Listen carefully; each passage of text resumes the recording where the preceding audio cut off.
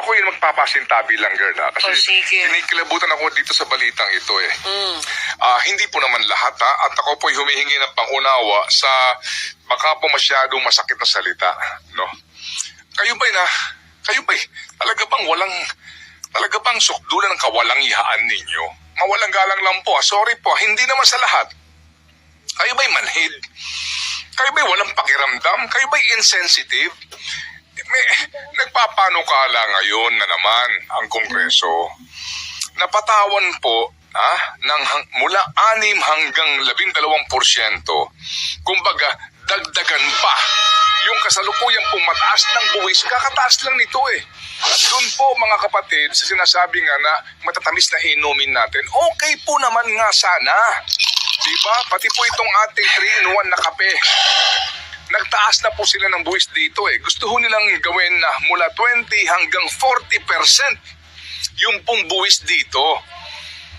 Ang adhikain nila para daw mabawasan yung kumukonsumo ng mga matatamis na inumin.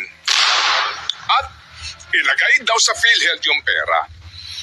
Ang ganda po ng inyong press release eh. Diba? Para sa kalusugan ng mga Pilipino. Mawalang galang lang. Katataas lang ng buwis nito. Napakinabangan ba namin to? Yung PhilHealth nga, sino ba ang nag-aproba para payagan sila Ralph Recto, itong sila DBM guys. May napangandaman. Diba? Sino ba para payagan po ang DOH at PhilHealth Management naghahasain yung halos 90 bilyones na pera natin. Kayo doon sa provision ng GAA, binigyan nyo ng kapangyarihan ang tanggapan ng Presidente.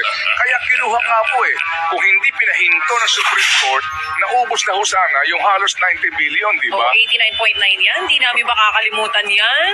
Di ba kawalang ihaan na po ito sa atin? Hindi ka ba nai-insulto? Ito nga po pinag-uusapan yung ninanakaw ninyo Tapos magtataas pa kayo ng buwis para daw sa PhilHealth na naman. Anak ng... Saan kayo humuhugot ng kapal na mukha nyo? Sorry po sa salita pero ito coming from the heart.